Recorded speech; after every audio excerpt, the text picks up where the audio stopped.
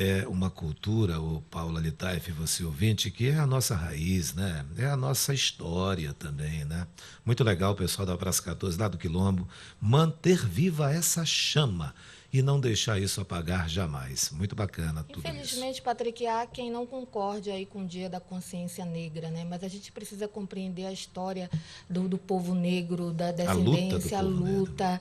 Eles tiveram uma história muito triste, né? Foram trazidos lá, os descendentes, assim, foram trazidos da África. Então, teve aí uma história que não se compara, nem muitas vezes até os povos indígenas, né? Exato. Inclusive, ontem um estudioso estava falando que muitos deles eram jogados no mar, né? Nesse transporte da África até o Brasil e eram devorados por tubarões. Então, né, não tem. A gente precisa sim ter esse dia. É importante para a gente lembrar a luta desse povo. Muito sofrimento que eles Que passaram, até muito. hoje, né, Patrick, ainda existe aí.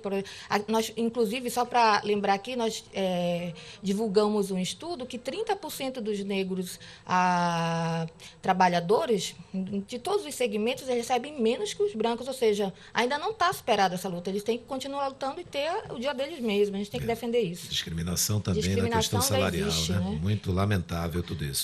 Um abraço para você que está em Belo Horizonte, vendo a gente aqui pelo D24 AM. O Fabian Aiden, a Eleusa é meu irmão, é. A Eleusa é minha irmã. Leusa é teu ouvinte aí assídua, Tá, né? obrigado, querida irmã. Valeu, grande abraço para Ouvinte. vocês todos aí. Internauta. Para a Merian também. Valeu, olha que legal. Beleza, obrigado, valeu. Bem, agora o assunto é o que está como destaque na Claro e Escuro. O nosso destaque da Claro Escuro hoje é contando com o declínio da Zona Franca, Folha de São Paulo vê alternativas. O engraçado, né, Patrick, é que os estudiosos, os jornalistas de São Paulo, Rio, Brasília, dessa região aí mais central, eles encontram as alternativas melhores e otimistas para a nossa região, tudo isso já contando aí, apostando na... Infelizmente, a gente vai falar declínio, porque com a reforma tributária, e a gente tem batido nisso, apesar de que alguns internautas não concordem, mas e todo mundo aí tem o direito de discordar, com a reforma administrativa, a Zona Franca de Manaus vai sim perder competitividade, porque qual é a empresa que vai ficar aqui se não tiver As aí as vantagens vantagens, comparativas, né? porque as vantagens vão existir em todo o Brasil. A ideia é essa e o ministro de Economia, Paulo Guedes, já disse que ele não abre mão disso, né? Ele tem aí uma cultura mais liberal na economia. Então, eu te pergunto, o que vai fazer as empresas ficarem aqui se não os incentivos tributários? Então, contando com essa possibilidade já, e a gente sabe que a reforma tributária deverá ser aprovada no ano que vem e passará a vigorar no ano posterior, 2021, a Folha de São Paulo encomendou um estudo aqui do Instituto Escolhas, um instituto até que eu fui pesquisar, ele foi fundado em 2015, ou seja, é muito recente, sediado em São Paulo. Ele se diz uma instituição sem fins lucrativos, como se fosse uma ONG. E esse estudo, agora eu não consegui encontrar o período, né? Mas enfim, que foi realizado. Mas foi divulgado ontem, inclusive pouco explorado aqui pela nossa mídia local. Esse estudo, ele apresentou alternativas, Patrick, aí para os nossos telespectadores e as pessoas que nos acompanham pela Record News, a Rádio Diário, só para eles estarem cientes de como o pessoal de São Paulo já está contando com o fim da Zona Franca. Então, eles encomendaram um estudo, e, inclusive, esse estudo foi apresentado para o governo federal ontem, ao ministro Paulo Guedes, no Ministério da Economia, e o estudo aponta o seguinte, que existe sim as alternativas, a gente sabe disso, isso aqui ninguém está dizendo que não existe, de substituição ao polo industrial de Manaus. E aí eles apresentam os segmentos como se a gente já não soubesse, né? Bioeconomia, polo de transformação digital, ecoturismo e piscicultura. Agora eles colocam aí uma condição para isso. Para que esses segmentos comecem a gerar 100 mil empregos em 10 anos, lembrando que o nosso polo industrial hoje gera em torno de 85 a 86 mil empregos diretos. Seriam necessários 7 bilhões de investimento do governo federal. A pergunta é, o que a gente vai fazer nesses 10 anos anteriores? Como é que a gente vai sobreviver? Já que o próprio estudo admite que mais de 50% da arrecadação do Estado depende do PIN. né? Ou seja, como é que vai ficar a saúde, a infraestrutura, a educação nesse período de 10 anos. E a outra pergunta é, 7 bilhões, o governo federal vai querer investir tudo isso, né? Embora seja aí a longo prazo? Então, eles apresentam isso como alternativa ao nosso polo industrial, já aí apostando no fim da Zona Franca, Patrick. Isso é muito grave. Eles fazerem esse estudo, para eles darem essas informações, aspas, alternativas, fecha aspas, é que eles já têm lá no Congresso a certeza de alguém. Sim, sim. A certeza de alguém, ele já tem. Agora, aqui na Amazônia, a Zona Franca está o nome de Manaus, mas ela não é de Manaus. A Zona Franca, ela só tem esse nome, Zona Franca de Manaus. Depois passaram a chamar PIM, Polo Industrial de Manaus. Por quê? Porque esse termo, Zona Franca, causava esse estranhamento aí para o pessoal lá do Sudeste. Embora haja em outros estados. Exatamente, também, né? Lá em Macapá, no Amapá, um exemplo disso. Mas ó, o que a gente quer questionar aqui é por que essa vontade enorme de acabarem com a Zona Franca. Você pensa que a BR-319, do jeito que está, não é mais uma possibilidade de sufocar a Zona Franca? É também. Daqui a pouco a gente vai conversar com ambientalistas aqui, mas a BR fechada do jeito que ela está, ruim do jeito que ela está, também é uma possibilidade de prejuízos à Zona Franca de Manaus. E, Patrick, engraçado é que o curioso, que não tem nada de engraçado nisso, mas o curioso é que os paulistas, eles aí entram numa união para comprometer a Zona Franca de Manaus, tirar toda a competitividade, apoiar a reforma do jeito que eles querem fazer, e, ao mesmo tempo, eles parecem ser contrários à recuperação da BR-319, porque saiu um material no Estado de São Paulo, que é um outro jornal aí paulista, dizendo que havia a licitação do DENIT para recuperar a 319 sem a licença ambiental e que isso era ilegal. Aí já vieram, inclusive, ambientalistas também, especialistas, disseram que não, que pode ser feito desde que não seja asfaltado sem essa licença. E a gente precisa entender o que esse povo quer da gente, né, Patrick? Porque, ao mesmo tempo, eles querem comprometer aí o nosso principal ganha-pão, vamos dizer, enquanto a gente não consegue, isso aí é um problema não só dos políticos, mas de toda a sociedade civil, que precisa se unir para buscar alternativas ao polo industrial. Ao mesmo tempo que eles não querem manter a Zona Franca, eles também falam que nós estaríamos aí comprometendo o meio ambiente se buscássemos a recuperação da BR-319 do jeito que está.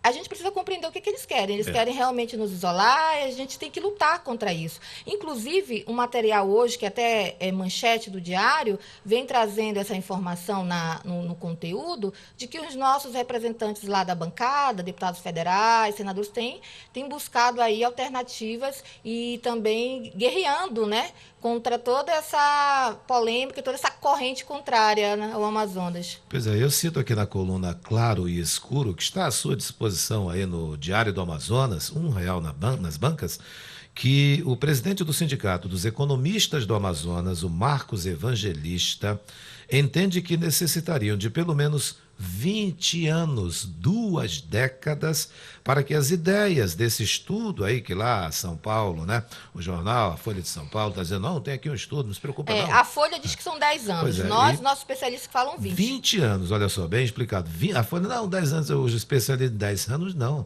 pelo menos 20 anos. 20 anos para que as ideias desse estudo paulista pudessem render dividendos iguais ou próximos dos gerados pela Zona Franca de Manaus. A deficiência de logística é apontada como principal obstáculo. Patrick, tem outra situação também, na utilização da matéria-prima, vamos dizer assim, ambiental, a gente sabe que existe muita pressão de ambientalistas, tanto daqui do Brasil como de fora. Então, existe aí uma pressão internacional para, obviamente, a gente não quer isso, né? Para não destruir a floresta. Agora, a gente precisa ter consciência de que, se a gente não explorar de uma forma responsável, de fato, isso pode ocorrer. Mas também não podemos deixar de buscar o nosso desenvolvimento. Esse ano, o jornal New York Times, ele, inclusive, falou, né, que o presidente Jair Bolsonaro cria aí políticas contra a defesa do meio ambiente.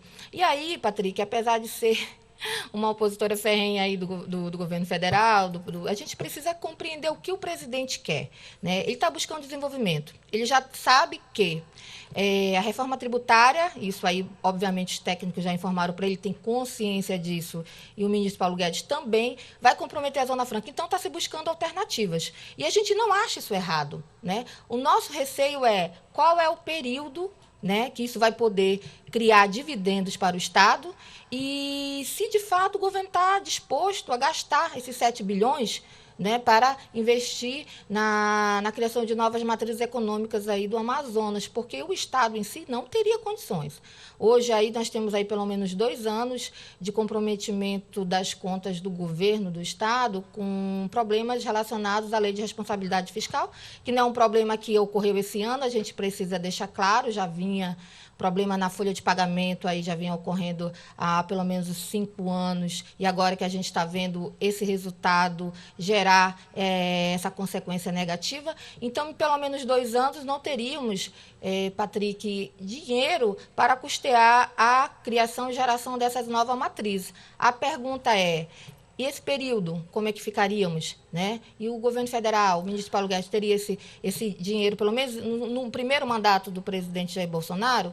Né? Então, a gente precisa avaliar isso aí melhor. A gente tem recebido informações, inclusive quando da vinda do presidente Jair Bolsonaro aqui, aquela reunião do CAIS, do Conselho de Administração da Soframa, o Paulo Guedes estava lá.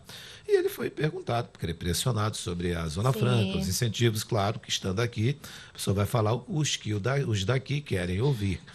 Mas aí depois a gente vê o desenrolar dessas coisinhas lá em Brasília e esse ataque novamente do Sudeste contra a Zona Franca de Manaus. Eu só lembro aquilo que todo amazônida sabe, todo amazonense conhece. Se não fosse o polo industrial, que é uma indústria que não polui, o polo industrial é uma indústria que não polui e que está fincada aqui no meio da nossa floresta, manteve sim a preservação da nossa floresta. Manteve sim a floresta em pé, que o mundo todo fica de olho, mas nem isso é observado por muitos brasileiros do Sudeste, né? Patrick, tem uns internautas questionando aqui a PEC que foi aprovada e que prorroga a Zona Franca aí por mais 50 anos, ela foi aprovada inclusive em 2014, só para as pessoas compreenderem. De fato, nós temos aí de 2014 em diante 50 anos de Zona Franca. Agora, só para as pessoas compreenderem isso, os incentivos eles são mantidos. O problema é que com essa mudança na legislação tributária, todos os estados passarão a ter os mesmos incentivos que a gente. Tá? Só para os internautas compreenderem, e eles estão questionando, mas e a PEC? E a PEC da Zona Franca? Sim, ela existe, ela está mantida. Isso, inclusive, o presidente Jair Bolsonaro deixou bem claro que não ia mexer, e também ele não precisa disso, porque ele pode estar criando estratégias para isso, para poder estar fazendo alternativas à PEC, então ele não está mexendo na PEC. A PEC ela está mantida, fato. O problema Ele é está ampliando isso para os outros estados. Quando ele amplia para os outros estados, ele tira o que nós chamamos de competitividade, que é aquilo que nos diferencia das outras regiões do país em relação a atrair as empresas para cá. E por que as empresas vão para lá? Porque lá tem mais logística do que aqui. Claro. Muito mais logística do que aqui. Então, a gente precisa estar, as pessoas que estão questionando da gente isso, então, a PEC, ela é mantida aqui, ninguém está falando a respeito da PEC, a gente está falando que existe uma reforma em andamento, uma reforma tributária, que vai mudar aí, vai estar ampliando os incentivos tributários em todo o país. Isso não é ruim, do ponto de vista nacional, geral, não é ruim para o país, é ruim para nós aqui, né? Se a gente não tiver aí a criação de novas matrizes, de fato é ruim para nós. E a gente não pensou isso, né, Patrick? A gente não pensou isso nos últimos 20 anos. A Zona Franca aí tem mais de 40 anos e nós não pensamos, nós nos acomodamos com isso. Ficamos deitados em berço esplêndido ali, e aí quando tinha uma campanha eleitoral, lá vinha aqueles defensores, eu fui a Brasília, eu fiz uma ADIM, eu entrei no... Você lembra disso, né? Com certeza você lembra disso. Quando perdemos foi tempo para outras, com o turismo, por exemplo. Perdemos foi tempo nisso daí. Agora, tem a ver com essa questão da logística, sem dúvida alguma. Patrick, a gente precisa colocar aqui que sem logística, sem a recuperação de uma rodovia como a BR-319, ficará inviável, até manter mesmo o PIN, né, e a criação e a manutenção de novas matrizes. Exatamente. São agora 7h24. Eu tenho que te fazer uma pergunta aqui, ô Paula Litaif. Vamos supor que o governo dê aí com a outra mão, tire com a outra, tire a Zona Franca, não tire do jeito que eu estou dizendo, mas faça Sim, essas aprovações de projetos que prejudicam, ferem de morte, diria eu também. sim. Aí entregue a BR-319 asfaltada. Não, mas eu entreguei a 319 para vocês. Não é o Não resolve, suficiente. né? Isso não resolve. Porque seria necessário aí criar a união, e a gente vai até colocar a Prefeitura de Manaus também, a união da Prefeitura de Manaus com o Estado, o governo federal, para poder colocar em prática, mas antes disso fazer um planejamento dessas ideias aqui que o Instituto Escolhas apresentou ao governo federal e foi publicado ontem na Folha de São Paulo, que é para poder a gente trabalhar esses segmentos, Patrick, bioeconomia, polo de transformação digital, ecoturismo e piscicultura. A piscicultura, ela de fato já existe alguma coisa muito incipiente aqui, mas é muito inicial, então precisaria sim de investimento. Então, não é só entregar também a BR, você teria que criar aí um planejamento, né? E a partir desse planejamento criar aí as diretrizes, as ações, um cronograma a curto, médio e longo prazo, e a partir daí a gente vê nascer novas matrizes econômicas. Agora, o que eu acho interessante é que o estudo não apontou uma, né, como sendo principal. O importante é nós termos aí mais de uma opção para trabalhar o polo industrial de Manaus, para trabalhar a substituição do polo industrial de Manaus. E uma informação também, quem é que não lembra do CBA? Durante anos Sim, chamado de elefante sim. branco. O governo federal criou o CBA, o Centro de Biotecnologia Não, do Amazonas. inicialmente ele era considerado uma matriz, Exatamente, né? Uma matriz econômica que poderia aí gerar recursos, dividendos para o Estado. Mas se criou um plano muito bonito, eu lembro na época. O CBA, o prédio, era muito bonito, eu acho que ainda está lá, mas enfim, não funciona, não sei como é que está O a prédio está lá. situação. Agora que ganhou a documentação. Quer dizer, há bem Isso aí pouco já está tempo. com mais de 10 anos, Já né? Então, se muito nós mais. fôssemos depender do CBA para substituir o PINA, teríamos muitos problemas, né, Patrick? Então, a Exatamente. gente tem que compreender que essa substituição aí de matriz econômica, ela não é do dia para a noite, como querem mostrar aí os institutos paulistas, os jornalistas paulistas. Não é. E a gente precisa lutar contra isso, Patrick. E eu infelizmente, não vejo nas redes sociais que hoje é o local que a gente pode dizer onde está a opinião pública mais aparente. Eu não vejo o comprometimento de jovens, adultos, assim, interessados nessa informação, né? Muitos acreditam assim, sempre falam que vão acabar com a Zona Franca, e isso nunca ocorre. Bem, agora o negócio é mais grave, o negócio é mais sério, a gente precisa estar reunindo forças em torno dessa luta. E a Pois gente é. não vê isso nas redes sociais, as pessoas ainda não se deram conta da gravidade que está acontecendo com a nossa economia, Patrick. E tem tudo a ver com a economia do Amazonas. Tem tudo a ver. É a nossa espinha dorsal, o polo industrial de As pessoas Manaus. precisam entender que hoje o hospital que ela vai, em caso de um acidente, mas eu não costumo ir muito à clínica do Estado, eu não costumo frequentar esses hospitais aí. Não, se você sofre um acidente, o primeiro local que você vai para onde é? É um Por mais que pronto-socorro. você tenha um plano de saúde, vai ser um pronto-socorro público, né? A primeira coisa que vai acontecer, o SAMU vai te levar para o pronto-socorro público. Imagina você chegar lá e não ter médicos, que isso já ocorre, ninguém vai dizer que não ocorre, mas vai piorar. Porque como é que vai ter recurso para manter tudo isso? Então, as pessoas elas têm que ter consciência da gravidade que é a perda dos incentivos da Zona Franca. Olha, até hoje eu não vejo uma manifestação assim, cheira a Ponta Negra, sabe? Uma manifestação que encha Eduardo Ribeiro ali no Centrão, uma manifestação que ocupe boa parte da grande circular na Zona Leste com esse tema da Zona Franca, sobre esses ataques fortes que ela vem sofrendo. Eu tenho certeza que se nós, amazonenses, nos Conseguíssemos reuníssemos, isso, né? criássemos protestos, manifestos, o governo federal ia rever o seu entendimento, ou pelo menos daria um prazo para a gente aplicar as novas matrizes. Por aí.